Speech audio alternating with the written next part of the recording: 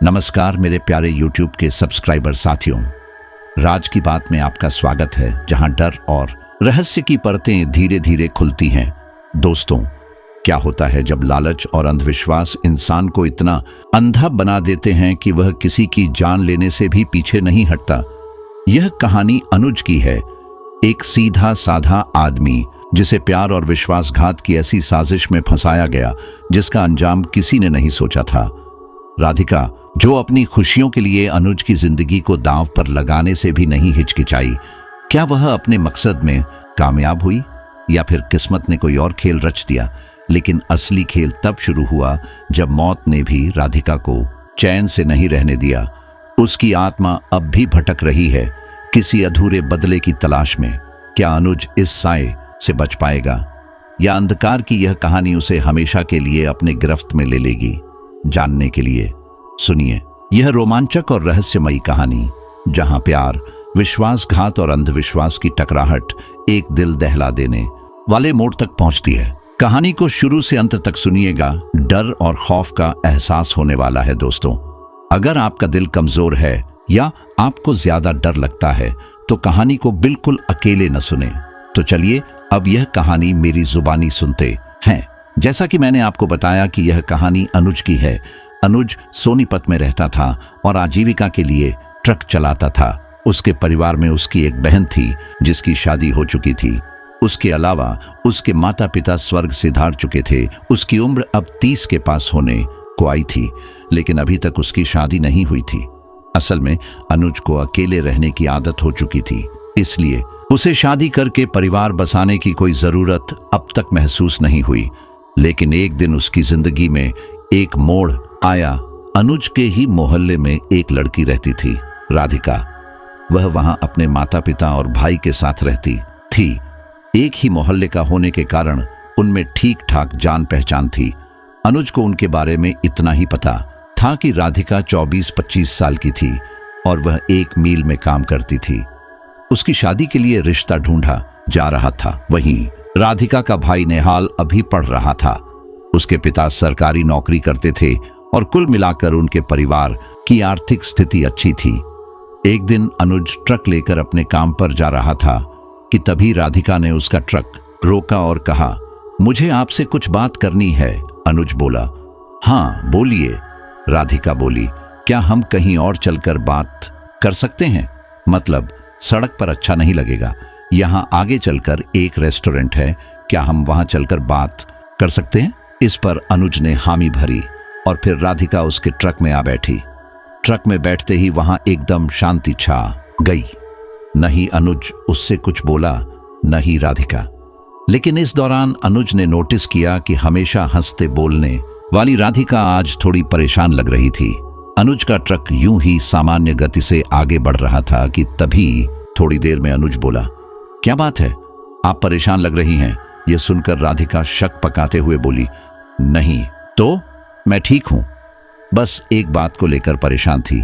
अनुज बोला, कौन सी बात, बताइए, शायद मैं आपकी परेशानी हल कर पाऊं। राधिका बोली, सच तो यही है कि मेरी परेशानी आप ही हल कर सकते हो। अब अनुज कुछ बोलने ही वाला था कि तभी राधिका दोबारा बोली, रेस्टोरेंट आ गया, ट्रक रोकिए, चलिए अंदर चलकर बात करते हैं। उसके बाद अनुज और राधिका ट्रक से उतरकर रेस्टोरेंट के अंदर आ गए। वहां जाकर वे दोनों एक टेबल पर आमने सामने बैठे। अनुज ने 2 चाय का ऑर्डर दिया और बोला, अब बताइए क्या बात है? राधिका बोली, देखिए मैं बात को गोल गोल घुमाऊंगी नहीं। मेरे लिए लड़का देखा जा रहा है, लेकिन मैं शादी करना नहीं चाहती क्योंकि मैं किसी और को पसंद करती हूं। अनुज बोला, तो फिर दिक्कत क्या है? अपने घर वालों को बता दो इस बारे में।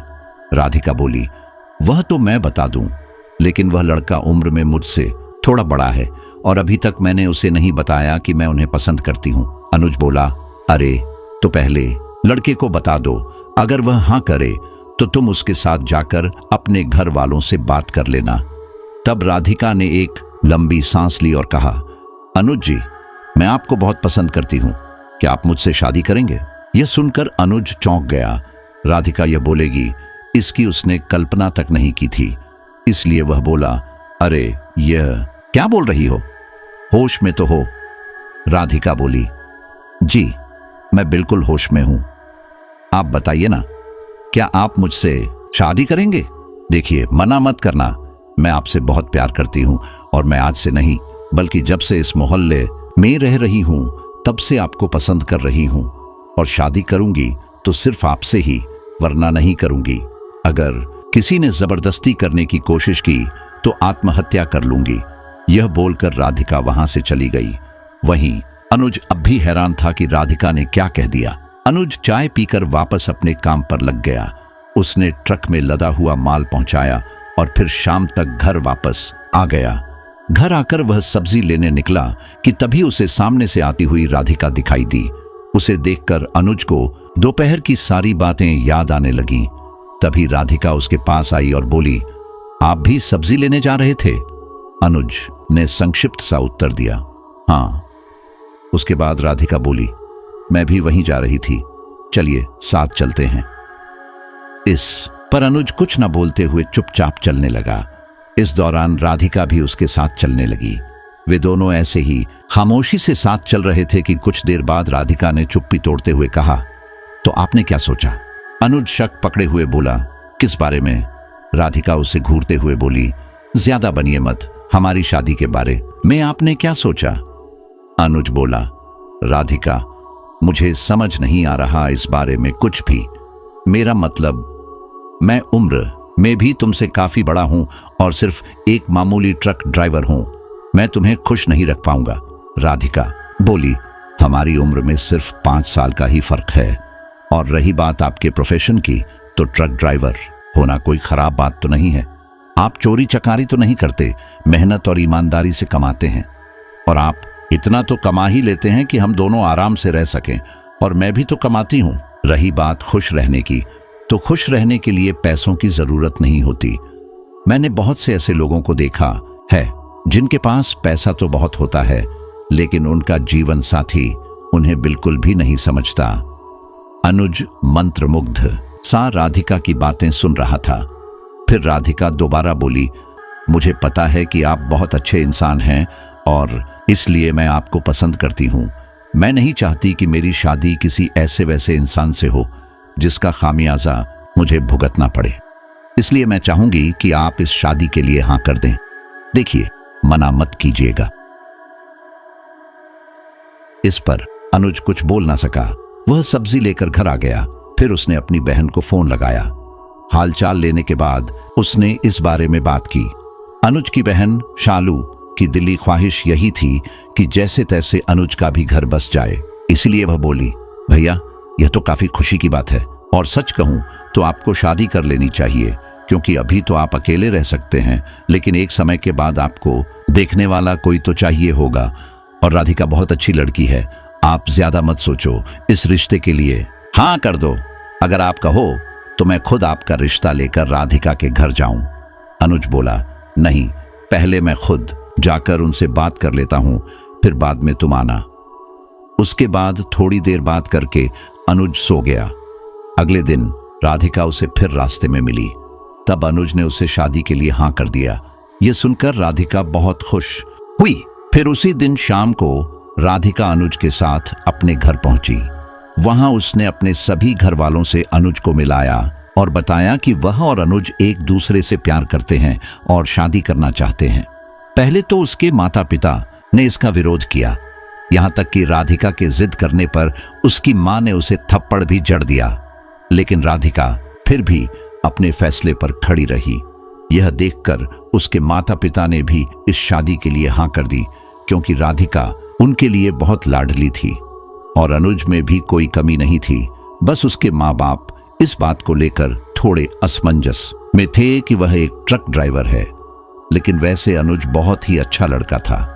कुछ ही दिनों में 4 लोगों की मौजूदगी में राधिका और अनुज की सगाई करवा दी गई। लेकिन शादी 1 साल बाद करने का फैसला किया गया, क्योंकि राधिका के घर वाले अच्छे से उसकी शादी करवाना चाहते थे और 1 साल में वे पैसों का बंदोबस्त कर सकते थे। इस बात से किसी को भी कोई आपत्ति नहीं थी। अनुज का अब राधिका के घर आना जाना शुरू हो गया था। यहां तक कि अब राधिका के माता पिता के आग्रह पर अनुज हर रोज रात का खाना राधिका के घर खाने लगा था। यह सिलसिला लगभग 10-12 दिन तक चला, लेकिन अचानक अनुज को कमजोरी महसूस होने लगी। उसे आजकल काफी नींद आने लगी थी। इसी के साथ शरीर में बहुत थकावट महसूस होने लगी थी। अनुज ने इस बारे में डॉक्टर से बात की। डॉक्टर ने उसके कुछ टेस्ट करवाए जो कि सब सामान्य निकले। फिर उन्होंने अनुज को कुछ दवाइयां लिखकर दे दी। अब राधिका उसके खाने पीने का और अच्छे से ख्याल रखने लगी थी। उसे अनुज की बहुत चिंता हो रही थी, लेकिन इन सब के बावजूद अनुज को उन दवाइयों और खाने का कोई खास असर नहीं हुआ। अनुज जैसे तैसे अपने काम पर जा रहा था। ठीक इसी दौरान अनुज की बहन शालू का फोन आया। उसने रोते हुए कहा, भैया, मेरा बेटा बहुत सीरियस हालत में है, उसे अस्पताल में भर्ती करवा दिया गया है। अनुज से रहा नहीं गया और वह अपनी बहन के ससुराल के लिए निकल गया। इस दौरान उसने राधिका को भी इस बारे में बता दिया। ये सुनकर राधिका बोली, ऐसा था तो मुझे भी ले जाते, मैं भी उसे देख लेती, आखिर मैं भी तो उसकी मामी हूं।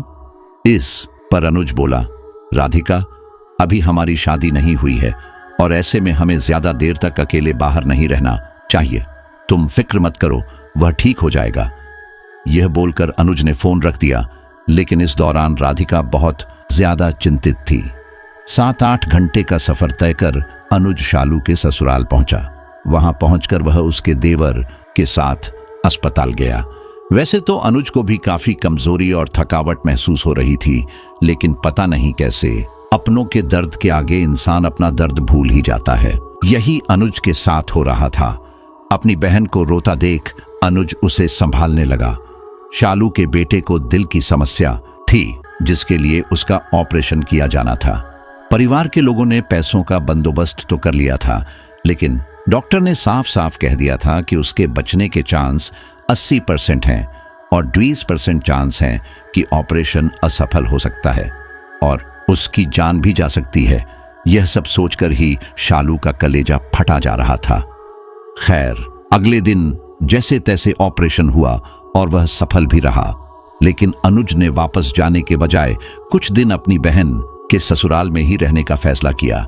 शालू के ससुराल वाले अच्छे थे और उन्होंने इसके लिए मना नहीं किया, क्योंकि वे समझ सकते थे कि उसे शालू और उसके बेटे की काफी फिक्र हो रही थी। अनुज लगभग 15-20 दिन अपनी बहन के ससुराल में रहा। वहां उसने अधिकतर समय अपने भांजे के साथ बिताया। उसे बाथरूम ले जाने से लेकर उसकी देखभाल और मन बहलाने तक का सारा काम अनुज ही करता। उसका भांजा भी उसके साथ रहकर काफी खुश था, लेकिन फिर 20 दिन बाद अनुज को जाना पड़ा, क्योंकि उसका काम भी था और ज्यादा दिन बहन के ससुराल में रहना ठीक नहीं लगता। इसलिए वह सबसे विदा लेकर वापस आ गया। घर आकर वह हमेशा की तरह नहा धोकर सबसे पहले राधिका से मिलने उसके घर पहुंचा। उसे देखते ही राधिका की मां को काफी गुस्सा आया और वह गुस्से में बोली, अब तुम यहां क्या लेने आए हो? तब तो हम लोगों को बिना बताए चले गए थे। यह सुनकर अनुज बोला, जी माफ करना, लेकिन मेरे भांजे की तबीयत कुछ सही नहीं थी, इसलिए मैं फौरन निकल गया था। लेकिन मैं आधे रास्ते में पहुंचकर राधिका को सब बता दिया था। क्या उसने आपको बताया नहीं? इस पर उसकी मां को काफी गुस्सा आया। ऐसा लग रहा था मानो वह उससे काफी कुछ कहना चाहती थी, लेकिन कह नहीं पा रही थी। इसलिए उन्होंने ज्यादा कुछ ना कहते हुए वहां से चले जाने के लिए कह दिया। अनुज वहां से चला गया, लेकिन उसे राधिका की मां का ऐसा बर्ताव काफी अजीब लगा। उसे समझ नहीं आ रहा था कि आखिर वह ऐसे क्यों कर रही थी। खैर, शाम हो चुकी थी और अनुज अब तक राधिका को कई बार फोन लगा चुका था, लेकिन उसका फोन बंद आ रहा था। कुछ ही देर में रात हो गई और घर में ज्यादा कुछ पकाने के लिए नहीं था, न ही उसकी कुछ बनाने की इच्छा थी। इसलिए वह होटल पर खाने के लिए निकल पड़ा। इसी दौरान रास्ते में ही उसने देखा कि राधिका के पिता किसी तांत्रिक जैसी वेशभूषा वाले व्यक्ति के साथ घर जा रहे थे। यह देखकर अनुज को काफी हैरानी हुई। दोपहर में राधिका की मां ने उसे राधिका से मिलने नहीं दिया। राधिका का फोन बंद आ रहा था और अब राधिका के पिता किसी तांत्रिक के साथ। यह सब सोचकर ही अनुज को कुछ अजीब सा लगने लगा। इसलिए उसने खाना न खाकर वहीं छिपकर उस तांत्रिक का इंतजार करने का सोचा। तांत्रिक उनके घर पर 2-3 घंटे तक ऐसे ही टहलता रहा और फिर आखिरकार रात में वह तांत्रिक घर से बाहर निकला।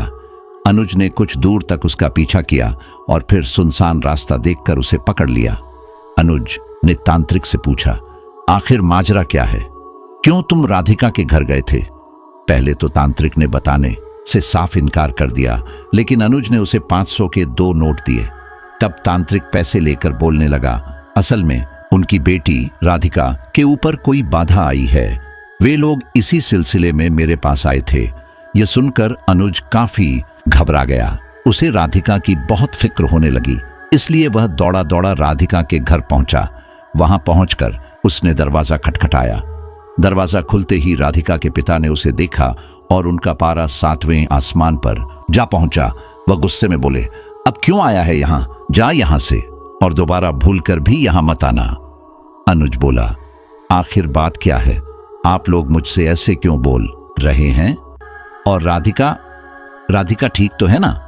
राधिका के पिता बोले, तुझे इससे क्या कि वह ठीक है या नहीं? तुम जाकर अपना काम करो, समझे? यह बोलकर उन्होंने अनुज के मुंह पर दरवाजा बंद कर दिया। अनुज ने राधिका से मिलने की हर संभव कोशिश की, लेकिन उसके घर वालों ने उसे मिलने ही नहीं दिया। अभी इस बात को गुजरे 4-5 दिन ही हुए होंगे कि एक दिन अनुज को मोहल्ले वालों से पता चला कि राधिका का देहांत हो चुका था और आज उसका अंतिम संस्कार होगा। यह सुनकर अनुज को एक तेज झटका लगा। उसने राधिका के साथ अपने उज्जवल भविष्य के जो भी सपने देखे थे, वे सारे एक ही झटके में टूट गए। अनुज अपने आप को संभाल न सका और सीधा दौड़ते हुए राधिका के घर जा पहुंचा। वहां आंगन के बीचों बीच राधिका की सफेद कपड़ों में लिपटी लाश रखी थी। उसने सबके चेहरे पर से चादर हटाई तो पाया कि वह सच में राधिका ही थी। उसकी आंखों के नीचे काले गड्ढे पड़ चुके थे, चेहरा पूरा मुरझा गया था और चेहरे पर कई जगह नीले निशान भी थे। राधिका को इस तरह से देखकर अनुज अपने आप को संभाल ना सका और वहीं बेहोश हो गया। जब तक उसे होश आया तब तक राधिका का अंतिम संस्कार किया जा चुका था और बेहोशी की अवस्था में ही उसे उसके घर छोड़ दिया गया था। राधिका की मौत से अनुज को गहरा सदमा लगा और वह अपनी सुध बुध खो बैठा। जब शालू को इस बारे में पता चला तब वह अपने पति के साथ वहीं आ गई। कुछ दिन तो वे दोनों अनुज के साथ ही रहे, लेकिन शालू के पति को काम पर भी जाना था और अनुज को ऐसे छोड़कर जाना उन्हें सही नहीं लगा। इसलिए वे दोनों अनुज को भी अपने साथ लेकर चले गए। वही अनुज जो अपनी सुध बुध खो बैठा था, उसे इसका अंदाजा ही नहीं था कि वह कहां जा रहा है। अनुज अपनी बहन के साथ ही रहने लगा। उसके ससुराल वाले अनुज का अच्छे से ख्याल रख रहे थे, जिसकी वजह से वह कुछ ही दिनों में वापस सामान्य होने लगा। ऐसा होते ही शालू के पति ने उससे पूछा, क्या बात है भैया, आपको इतना परेशान कभी नहीं देखा। अनुज बोला, मुझे लगता है कि राधिका की मौत का जिम्मेदार मैं हूं। अगर मैं सही समय पर वहां होता तो वह शायद आज जिंदा होती। शालू का पति बोला, भाई इसकी कोई गारंटी थोड़ी है। हमने उनके माता पिता से पूछा कि आखिर राधिका की मौत कैसे हुई, पर उन्होंने कुछ बताया ही नहीं। ऊपर से हमें गंदी गंदी गालियां दी, वह अलग। यह सुनकर अनुज सच में सोच में पड़ गया। उसे याद आया कि कैसे राधिका के घर वाले उसके साथ भी ऐसा ही व्यवहार कर रहे थे। मुझे वे लोग सही नहीं लगते। जब तक आप वहां थे तब तक तो वे लोग आपकी खूब खातिरदारी कर रहे थे। जैसे ही आप यहां आए उन्होंने आपसे सारे रिश्ते ही खत्म कर लिए। आखिर वे चाहते क्या थे? कि आप हमसे हमेशा के लिए रिश्ते तोड़ लें और उनके इशारों पर नाचें। छोड़िए उन जैसे मतलबी लोगों को, हम आपके लिए राधिका से अच्छी लड़की ढूंढेंगे। यह सुनकर अनुज कुछ ना बोला, क्योंकि कहीं न कहीं शालू सही कह रही थी। खैर, अब अनुज पहले से ठीक था, इसलिए उसने सोचा कि ज्यादा दिन तक बहन के ससुराल में रहना ठीक नहीं। अब वे लोग मुंह पर नहीं बोलते थे, लेकिन पता नहीं मन ही मन क्या सोचते होंगे। इसीलिए उसने एक दिन अपनी बहन और उसके ससुराल वालों से विदा लेकर वापस अपने घर जाने का फैसला कर लिया। अपने मोहल्ले में आते ही उसे दोबारा राधिका की याद सताने लगी। उसकी आंखें नम होने लगी और वह नम आंखों से अपने घर की ओर बढ़ने लगा। अभी वह अपने घर से थोड़ी ही दूरी पर था कि तभी अचानक उसे एक फुसफुसाहट सुनाई दी। अनुज अपने ख्यालों में खोया हुआ था, इसलिए उसने उसे इतने ध्यान से नहीं सुना, लेकिन उसने इतना जरूर ध्यान दिया कि वह आवाज किसी महिला की थी जो उसका नाम ले रही थी। अनुज हैरान रह गया, लेकिन अगले ही पल उसने इसे अपना भ्रम मानकर दोबारा घर की ओर बढ़ना शुरू किया। अभी वह कुछ ही कदम चला होगा कि तभी उसे दोबारा वही फुसफुसाहट सुनाई दी। इस बार वह आवाज उसे बिल्कुल साफ सुनाई दी। अनुज। अपना नाम सुनकर अनुज चौंक गया और हैरानी से इधर उधर देखने लगा, लेकिन वहां कोई नहीं था। इतने में ही एक आदमी उसके पास आया और उसका हाल चाल लेने लगा, क्योंकि अनुज काफी समय से वहां नहीं था और राधिका के जाने के बाद से वह काफी परेशान भी था। अनुज ने उसे बताया कि अब वह ठीक है, लेकिन राधिका के जाने की वजह से थोड़ा परेशान है, लेकिन अब वह किसी तरह से खुद को संभालने की कोशिश कर रहा है। थोड़ी देर बातचीत के बाद वे दोनों अपने अपने घर की ओर चले गए। इन सब में अनुज यह बात भूल ही गया कि उसने अभी किसी की आवाज सुनी थी। घर आकर अनुज ने अपने लिए दाल चावल बनाया और खाकर लेट गया। सफर की थकान के कारण उसे जल्दी ही नींद आ गई, लेकिन इसी दौरान उसे एक सपना आया। सपने में उसे राधिका दिखाई दी, जो रोते हुए उससे मदद मांग रही थी। अब इससे पहले कि वह कुछ करता, एक सफेद सी आकृति ने राधिका को खींच लिया। यह देखकर अनुज डर के मारे उठ बैठा। उसे समझ नहीं आ रहा था कि उसने अभी क्या देखा। अब तक रात हो चुकी थी और तभी उसे शालू का फोन आया। फोन उठाते ही शालू ने उससे हालचाल लिया। तब अनुज ने बोल दिया कि वह अब ठीक है, लेकिन उसकी आवाज से शालू समझ चुकी थी कि वह शायद थोड़ा परेशान है। इसलिए शालू ने उसे जोर देकर पूछा, आखिर क्या बात है? तब अनुज बोला, मुझे अभी एक अजीब सा सपना आया जिसमें राधिका मुझसे सहायता मांग रही थी, और इससे पहले कि मैं उसके पास जाता, किसी सफेद चीज ने उसे निगल लिया। इस पर शालू बोली, भैया, आपके मन में अब भी यही बात बैठी हुई है कि शायद अगर आप राधिका के पास होते तो वह जिंदा होती। बस इसीलिए आपको यह सपना आया, लेकिन सच में ऐसा नहीं है। अब आप बताइए, क्या राधिका का परिवार नहीं था जो ऐसी स्थिति में उसकी सहायता कर सके? थे ना? उसके बावजूद उसके साथ ऐसा हुआ। अब देखो भैया, जिसका समय आ गया उसे बचाया नहीं जा सकता। इसीलिए बोल रही हूं कि इसमें आपकी कोई गलती नहीं थी। राधिका और आपका साथ शायद यहीं तक था। इसलिए आप अब आगे बढ़ने की कोशिश कीजिए। एक काम करिए, कल से दोबारा काम पर जाइए। घर पर रहोगे तो और इस तरह के ख्याल आएंगे। अनुज को यह बात सही लगी और फिर शालू से बात करने के बाद उसने अपने ट्रक के मालिक को फोन कर दोबारा काम पर आने के लिए कहा। अनुज काफी अच्छा और भरोसेमंद इंसान था और उसके साथ इन दिनों जो भी हुआ उससे उसका मालिक वाकिफ था। इसलिए उसने उसे अब तक इतनी छुट्टियां होने के बावजूद काम से नहीं निकाला था। अनुज के वापस काम पर आने की बात सुनकर वह मान गया। अगले दिन पहले की ही तरह तैयार होकर अनुज काम पर निकल गया। उसके आने से पहले ही ट्रक में माल लाद दिया गया था और अब उसे बस फैक्ट्री तक पहुंचाना था। अनुज अपना ट्रक लेकर निकल पड़ा। वह कुछ आगे गया होगा कि तभी अचानक उसे वही फुसफुसाहट सुनाई दी। अनुज वह आवाज सुनकर अचानक चौंक गया और उसने ट्रक को ब्रेक लगाया। फिर वह आवाज सुनने की कोशिश करने लगा, लेकिन ट्रक में सिवाय सन्नाटे के और कुछ नहीं था। यह देखकर अनुज ने दोबारा अपना ट्रक स्टार्ट कर दिया। ट्रक अब वापस अपनी रफ्तार से आगे बढ़ रहा था। अनुज इन सबको भूलकर आगे बढ़ रहा था कि तभी अचानक उसे सामने ही सड़क के दूसरी ओर एक साया दिखाई दिया। वह साया दूर से राधिका जैसा लग रहा था। ट्रक जैसे ही उसके पास आया, वह साया वहां से गायब हो चुका था।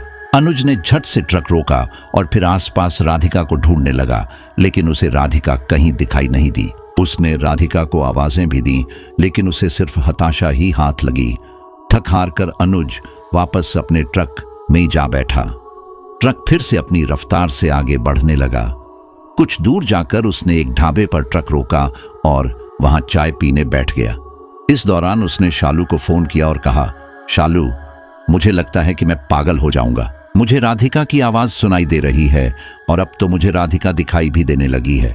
समझ नहीं आ रहा कि क्या करूं। तब शालू बोली, भैया आप चिंता मत करो, सब सही होगा। मैं हूं ना आपके साथ, मैं कल ही आपके पास आ रही हूं। यह कहकर शालू ने फोन रख दिया। वहीं अनुज ने भी अपनी चाय खत्म की और फिर आगे बढ़ गया। वह अपने जीवन में आगे बढ़ने की सोच रहा था, लेकिन इन सब की वजह से वह आगे बढ़ ही नहीं पा रहा था। कुछ आगे चलकर उसे दोबारा वही साया सड़क के कोने पर खड़ा दिखाई दिया, लेकिन जैसे ही वह पास पहुंचा वह फिर से कहीं गायब हो गया।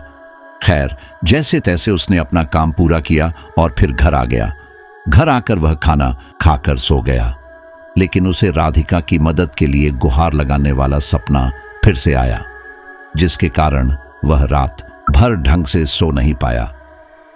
अगले दिन अनुज इन सपनों की वजह से जल्दी उठ बैठा और फिर उठकर घर से बाहर निकल आया। बाहर आकर उसने देखा कि उसके घर के आंगन में खून के कुछ छींटे पड़े हुए थे। यह देखकर अनुज हैरान रह गया। उसे समझ नहीं आ रहा था कि आखिर उसके आंगन में किसका खून गिरा है, लेकिन फिर उसने सोचा कि हो सकता है किसी ने पान थूका हो, और अब ऐसे में घर गंदा रखना सही नहीं होगा। इसलिए उसने एक गीले कपड़े से वे धब्बे साफ कर दिए। सुबह हो चुकी थी। आज शालू आने वाली थी, इसलिए अनुज आज काम पर नहीं गया। दोपहर तक शालू भी वहां आ पहुंची। दोनों भाई बहन ने साथ में खाना खाया, बातें की और फिर रात में सो गए। लेकिन रात होते ही अनुज को फिर से वही डरावने सपने आने लगे। इसी वजह से वह ठीक से सो नहीं सका। सुबह होते ही शालू पूरे घर में झाड़ू लगाने लगी। इसी दौरान वह घर के मुख्य द्वार तक आई, लेकिन वहां लाल छींटे देखकर उसका माथा ठनका। उसने तुरंत अनुज को बुलाया और कहा, देखो भैया, किसी ने हमारे घर के बाहर खून गिराया है। अनुज बोला, हो सकता है कि किसी ने पान खाकर थूका हो।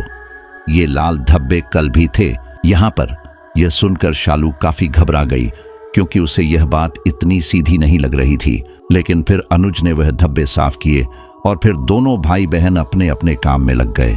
शालू मन ही मन इस बात से परेशान थी कि आखिर वह लाल धब्बे यहां कैसे आए, क्योंकि उसे वे धब्बे पान की पिक तो बिल्कुल नहीं लगे थे।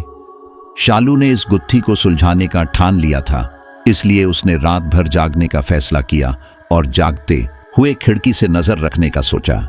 शालू रात भर जागती रही। इस दौरान उसने ध्यान दिया कि अनुज उन सपनों के कारण ढंग से सो नहीं पा रहा और बार बार उठ रहा था। उसे यह बात बहुत अजीब लगी और अब उसे इसमें किसी साजिश की गंध आने लगी थी। इन्हीं सबके बीच रात के 3:09 बज गए और शालू को उसके घर की ओर एक साया बढ़ता हुआ दिखाई दिया। धीरे धीरे वह साया उनके घर के पास आने लगा। यह देखकर शालू ने अनुज को उठाया और उसे थोड़ी सी खुली खिड़की से बाहर देखने के लिए कहा। उन्होंने देखा कि कोई शख्स चादर ओढ़े उनके घर के मुख्य द्वार के ठीक सामने खड़ा था। फिर उसने चाकू निकाला और कुछ देर बाद अपनी उंगली काट ली। उसकी उंगली से खून टपकने लगा और अनुज के आंगन में गिरने लगा। यह देखकर अनुज और शालू तेजी से बाहर निकले और उन्होंने उस शख्स को पकड़ लिया। पकड़ते ही अनुज उसे पीटते हुए बोला, बता, कौन है तू और क्यों मेरे घर के आगे यह सब कर रहा है? लेकिन वह शख्स कुछ नहीं बोला। वह बस जैसे तैसे उनके चंगुल से छूटने की कोशिश कर रहा था कि तभी शालू ने उसकी चादर खींच ली। चादर खींचते ही वे दोनों हैरान रह गए, क्योंकि वह शख्स और कोई नहीं बल्कि राधिका के पिता थे। अब इससे पहले कि वे दोनों कुछ समझ पाते, राधिका के पिता वहां से भाग निकले। अगले दिन शालू गुस्से में राधिका के घर पहुंची और चिल्लाते हुए बोली, आखिर आप लोगों को मेरे भाई से क्या दिक्कत है? क्यों उनके घर के सामने यह सब कर रहे हो? यह सब सुनकर राधिका की मां उल्टा शालू पर ही भड़कते हुए बोली, तुम लोगों की वजह से हमारी बेटी की मौत हो गई और अब हम तुम्हें इतनी आसानी से तो छोड़ने से रहे। यह बोलकर उन्होंने शालू को धक्के मारकर अपने घर से निकाल दिया। अब शालू समझ चुकी थी कि बेटी की मौत के गम में वे लोग पागलपन की हद तक पहुंच चुके हैं और अब वे अनुज को नुकसान पहुंचा सकते हैं। इसलिए शालू ने सारी बात अनुज को बताई और उससे कहा कि वह उसके साथ उसके ससुराल चले। इस पर अनुज बोला, बहन के घर ज्यादा रहना सही नहीं है। इस पर शालू बोली, ठीक है, मेरे घर मत रहिए, लेकिन मेरे पड़ोस में किसी के घर किराएदार की तरह रहिए, लेकिन यहां मत रहिए। यह जगह ठीक नहीं है। राधिका के घर वाले पागल हो चुके हैं और वे आपको नुकसान पहुंचाने के लिए किसी भी हद तक जा सकते हैं। शालू की बात ने अनुज को सोचने पर मजबूर कर दिया। फिर उसने अपने मालिक से फोन पर कहा कि वह दिल्ली शिफ्ट होना चाहता है। चूंकि उसके मालिक के वहां भी ट्रक थे, उसने पूछा कि क्या उसे वहां काम मिल सकता है। उसके मालिक ने उसकी बात मान ली और फिर उसे दिल्ली वाले ट्रक में से एक पर काम दे दिया। दिन अनुज अपना सारा जरूरी सामान लेकर अपनी बहन के साथ दिल्ली चला गया। वहां एक दिन तो वह उसके ससुराल में रहा और फिर बाद में एक कमरा लेकर वहां रहने लगा, लेकिन यहां पर भी उसे राधिका के होने का आभास होता ही रहा। पर अनुज ने यह बात शालू को नहीं बताई। एक दिन शालू का पति शाम को अनुज के पास आया। वे दोनों साथ में बैठकर शराब पीने लगे। शराब के नशे में अनुज ने उसे सब कुछ बता दिया, कैसे उसे राधिका की आवाज सुनाई देती है, कभी कभी तो वह दिखाई भी देती है, यहां तक कि उसे अपने घर में एक साया भी कभी कभी दिखाई देता है। शालू के पति को उस समय ज्यादा नशा नहीं हुआ था, इसलिए उसने यह सारी बात घर आकर अपने परिवार को बता दी। यह सब सुनकर शालू घबरा गई। तब उसकी सास ने कहा, यहाँ एक भगत है, हम उसे बोलकर अनुज की बला उतरवाकर एक ताबीज बनवा देंगे, फिर राधिका की आत्मा उसे परेशान नहीं कर पाएगी। यह सुनकर शालू थोड़ी शांत हुई। अगले दिन शाम को शालू के ससुर अनुज को अपने साथ ले गए।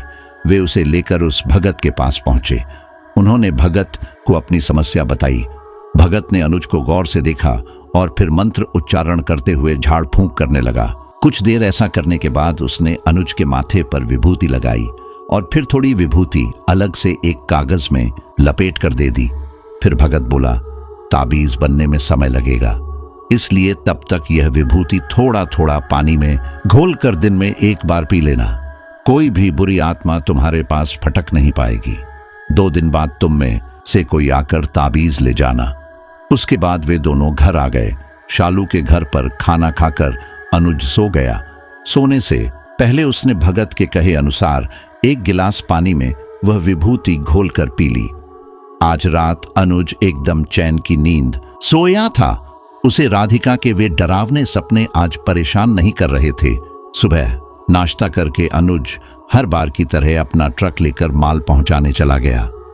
उसे ना तो वह फुसफुसाहट सुनाई दे रही थी, ना ही उसे राधिका का साया दिखाई दिया। अनुज काफी सतर्क था, क्योंकि जब से वह भगत के पास से आया था उसका जीवन पहले की तरह सामान्य हो गया था। उस रात भी अनुज चैन से सोया और यह सिलसिला चलता रहा। 2 दिन बाद शालू के ससुर ने एक ताबीज लाकर अनुज को बंध दिया और कहा, उन्होंने कहा है कि जब तक यह ताबीज तुम्हारे पास है तुम सुरक्षित रहोगे, लेकिन याद रखना इसके साथ तुम्हें सिगरेट, शराब और मांसाहारी भोजन का सेवन नहीं करना है। अनुज को यह सब आदतें नहीं थीं। वह तो बस कभी कभार शालू के पति के साथ पी लिया करता था, इसलिए उसे इसमें कोई परेशानी नहीं हुई। अब वह ताबीज धारण कर पहले की तरह एकदम सामान्य था, लेकिन उसे रह रहकर राधिका की याद सताती रहती थी। उसकी जिंदगी ऐसे ही चल रही थी।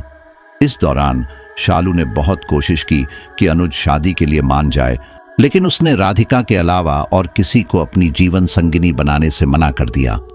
इसी दौरान 6 महीने बाद अनुज का मालिक बीमार पड़ गया।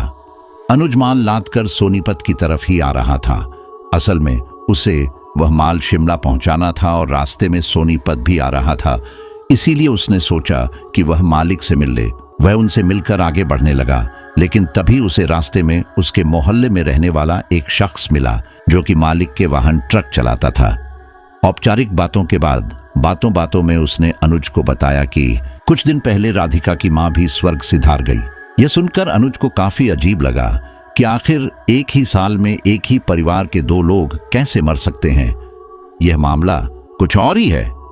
यह सोचकर अनुज राधिका के घर पहुंचा और जाकर उसने देखा कि घर के मुख्य द्वार पर ताला लगा हुआ था। उसने आसपास पड़ोस वालों से पूछताछ की तो पता चला कि राधिका के पिता और भाई यहां से कहीं और शिफ्ट हो चुके थे। यह सुनकर अनुज वापस ट्रक में आ गया। उसे समझ नहीं आ रहा था कि आखिर यह सब हो क्या रहा है। वह ट्रक चलाकर आगे बढ़ रहा था।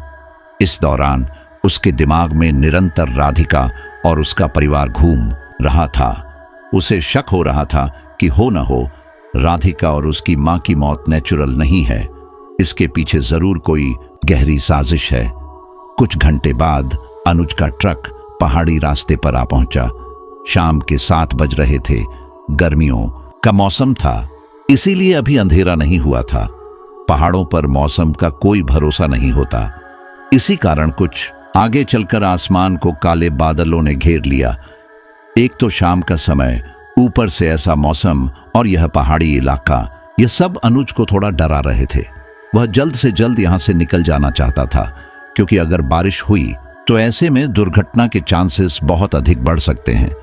ये सोचकर अनुज एक निश्चित गति से ट्रक चला रहा था, क्योंकि पहाड़ी रास्ते पर तेज गति से ट्रक चलाना खतरनाक हो सकता है। कुछ आगे चलकर बारिश भी शुरू हो गई। इस पहाड़ी रास्ते पर वैसे भी इक्का दुक्का गाड़ियां ही चल रही थीं। काले बादलों के कारण दिन में भी रात जैसा माहौल हो गया था। यह सब देखकर अनुज को थोड़ा डर लगने लगा था, इसलिए अपना भय दूर करने के लिए उसने रेडियो ऑन करने की सोची। लेकिन यह क्या, वह रेडियो चला ही नहीं। अनुज ने दोबारा उसे चलाने की कोशिश की, लेकिन वह रेडियो अब भी नहीं चला। शायद वह खराब हो गया था। कुछ देर बाद रेडियो पर मुक्का मारने पर वह चालू हो गया, लेकिन उसमें बारिश की वजह से सिग्नल नहीं आ रहे थे। यह देखकर उसने वह रेडियो बंद कर दिया। अब तक रात के 8 बजने को आए थे, लेकिन यह बारिश थी कि रुकने का नाम ही नहीं ले रही थी। अनुज राधिका के बारे में सोचते हुए ट्रक चला रहा था कि तभी उसे राधिका की धीमी सी आवाज सुनाई दी, अनुज। यह आवाज सुनकर अनुज अपने ख्यालों से बाहर आया और इधर उधर देखने लगा। ठीक इसी दौरान उसे वही आवाज दोबारा सुनाई दी, अनुज। अब की बार अनुज एकदम हैरान रह गया, क्योंकि उसने तो ताबीज पहना हुआ था, तो उसे यह सब कैसे सुनाई दे सकता है। यह सोचकर उसका हाथ अपने गले में हमेशा पहनने वाले ताबीज पर गया। उसने देखा कि वहां कोई ताबीज नहीं था। यह देखकर वह काफी घबरा गया और उसने यहां वहां देखा कि आखिर वह ताबीज गया कहां। ठीक इसी दौरान उसे राधिका की आवाज दोबारा सुनाई दी, अनुज। अनुज वह आवाज सुनकर और भी ज्यादा घबरा गया, क्योंकि इस बार उसे आवाज के साथ परफ्यूम की खुशबू भी आई, वही खुशबू जो राधिका अक्सर इस्तेमाल करती थी। अब इससे पहले कि वह कुछ समझ पाता, ट्रक में परफ्यूम की तेज गंध फैल गई। ऐसा होते ही अनुज को खांसी होने लगी, इसलिए उसने तेजी से ट्रक के कांच नीचे किए ताकि वह गंध बाहर जाए। अब अनुज थोड़ा सामान्य हुआ, लेकिन उसे राधिका की आवाज फिर से सुनाई दी। धीरे धीरे राधिका की आवाज और भी डरावनी होती चली गई। अनुज ने आसपास देखा कि आखिर वह आवाज आ कहां से रही है। तभी उसने ध्यान दिया कि वह आवाज उसे रेडियो में से आ रही थी। इतनी ही देर में रेडियो में से राधिका की भयानक आवाज फिर से आई, अनुज, मुझे बचा लो। आप चाहे जो हो जाए, मैं इस राधिका से छुटकारा पाकर ही रहूंगा। अब मैं अपनी बहन और उसके परिवार को अपनी तरफ से ज्यादा परेशान नहीं करूंगा। और फिर अनुज माल पहुंचाने निकल पड़ा। फैक्ट्री में माल पहुंचकर उसे वहीं रात में ठहरने की जगह दे दी गई। बाहर ढाबे पर खाना खाकर वह अंदर ही सो गया। इस दौरान उसे बार बार किसी की आवाज आती, जो कि अनुज को पता था कि राधिका थी। रात में नींद में भी उसे राधिका का सपना आया, जिसमें वह रोते हुए अनुज से मदद की गुहार लगा रही थी। अगले दिन सुबह सुबह शालू का पति नीरज वहीं आ गया। फिर वे दोनों वापस आगे की ओर बढ़ गए। सोनीपत जाकर अनुज ने अपने मालिक के पास से ताबीज लिया और पहन लिया। फिर वे लोग आगे बढ़ गए, लेकिन इस दौरान शालू के पति ने पाया कि अनुज गाड़ी हाईवे पर ना ले जाकर शहर के अंदर की ओर ले जा रहा है। यह देखकर नीरज ने पूछा, आप यह शहर के अंदर ट्रक क्यों ले जा रहे हैं? अनुज बोला, बस एक छोटा सा काम है। और फिर ट्रक में एकदम शांति छा गई। दोनों में से कोई कुछ ना बोला। लगभग 15-20 मिनट बाद उनका ट्रक उसी मोहल्ले में आकर रुका जिसमें अनुज पहले रहा करता था। वहां जाकर अनुज ने आसपास के लोगों से पूछताछ की कि आखिर राधिका के परिवार वाले कहां गए। फिर उन्हें एक औरत से पता चला कि राधिका के पिता और भाई कहीं और कमरा लेकर रह रहे हैं। वे लोग अपना यह घर बेचना चाहते हैं, लेकिन उन्हें कोई खरीदार नहीं मिल रहा, इसलिए वे लोग सिर्फ अपना जरूरी सामान लेकर कहीं और शिफ्ट हो गए। ये सुनकर अनुज की आंखें चमक उठीं, क्योंकि वह इस घर में जाकर देखना चाहता था कि आखिर यहां ऐसा क्या हुआ था। अपने जीजा की मदद से अनुज चोरी छुपे उस घर के अंदर घुसा। अंदर जाकर उसने देखा कि घर पर काफी सामान वैसे ही रखा हुआ है जैसा पहले था। यह देखकर वह सारा सामान चेक करने लगा। इसी दौरान उसकी नजर राधिका के कमरे पर पड़ी। वह बिना अधिक समय गंवाए अंदर बढ़ गया। वहां जाकर उसने देखा कि पूरे कमरे में बाकी कमरों की तरह धूल की एक मोटी परत जमी हुई थी, जिससे यह साफ जाहिर था कि काफी दिनों से इस कमरे में कोई दाखिल नहीं हुआ। अनुज पूरे कमरे में घूम घूम कर देख रहा था कि तभी उसकी नजर राधिका की अलमारी पर पड़ी, जो कि खुली हुई थी। उसने वह अलमारी खोली तो पाया कि वहां राधिका के कपड़े अभी भी रखे हुए थे। अनुज ने बिना समय गंवाए वह अलमारी अच्छे से खंगालनी शुरू की। इसी दौरान उसे उन कपड़ों के अंदर एक डायरी मिली। अनुज ने वह डायरी खोली। डायरी के पहले पन्ने पर राधिका लिखा हुआ था, जिससे साफ जाहिर था कि वह डायरी राधिका की थी। अनुज ने बिना समय गंवाए वह डायरी पढ़नी शुरू की। जैसे जैसे वह डायरी में आगे बढ़ता जा रहा था, वैसे वैसे उसकी आंखों से आंसू बहने लगे। यह देखकर शालू के पति ने पूछा, आखिर क्या हुआ? आप रो क्यों रहे हो? अनुज ने कुछ नहीं कहा। वह बस सीधा उस घर से बाहर निकल गया। उसके पीछे पीछे शालू का पति भी आ गया। फिर वे दोनों वहां से निकलकर आगे बढ़ गए।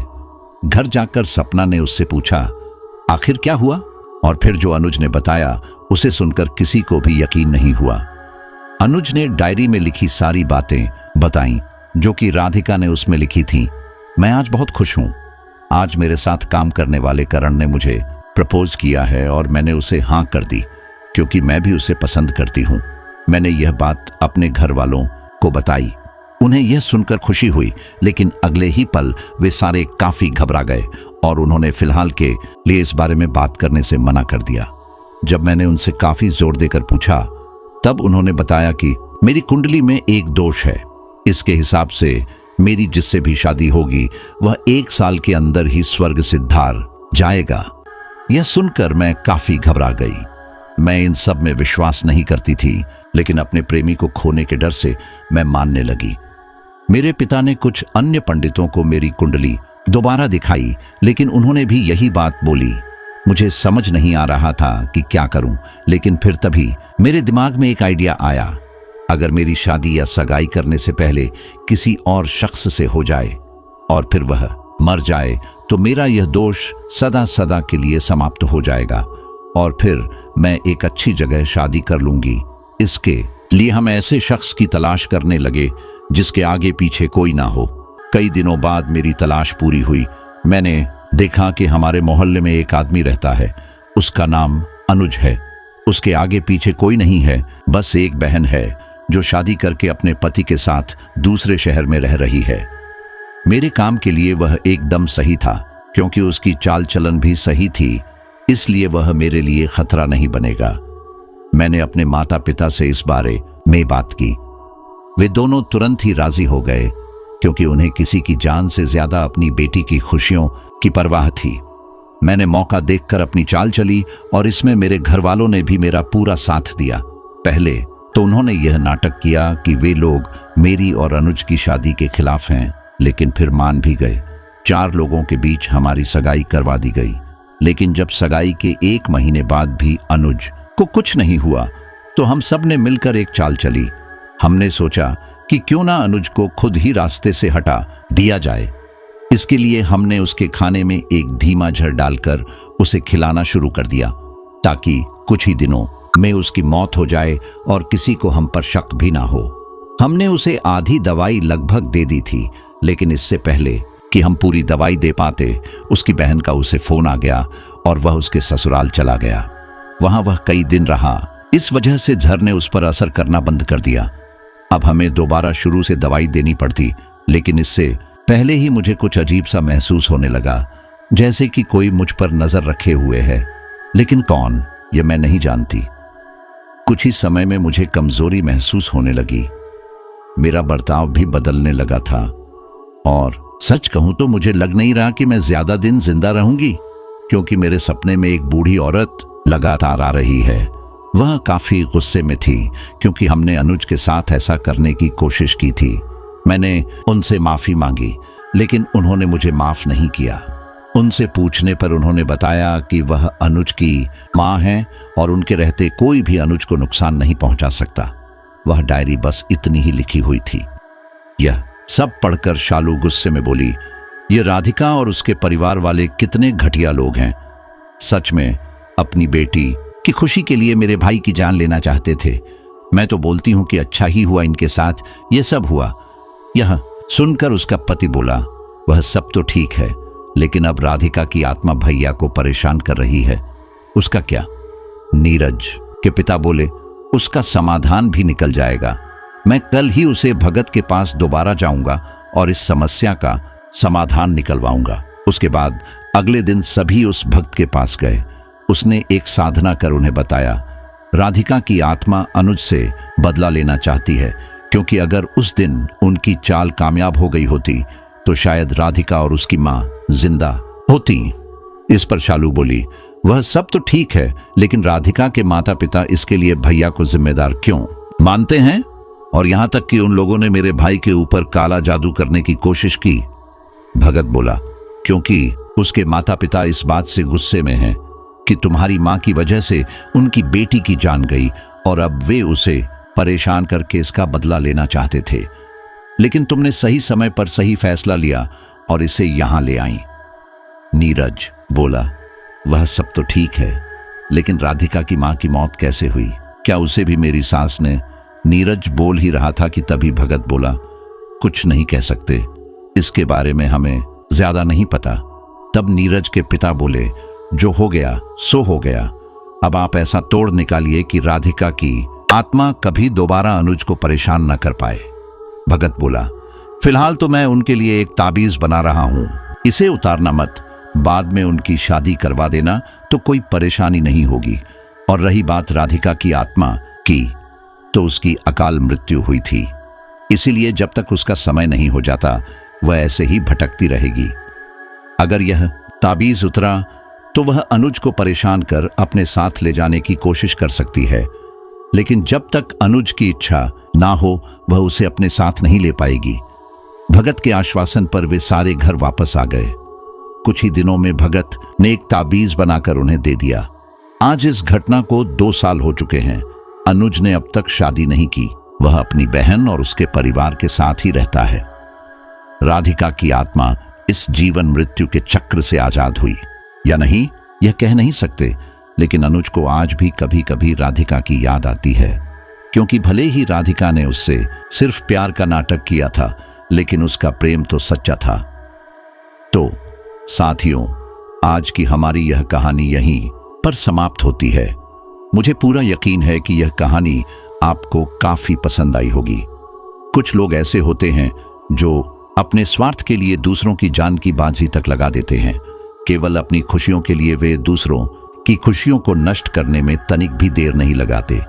लेकिन ऊपर बैठा भगवान सब कुछ देख रहा है।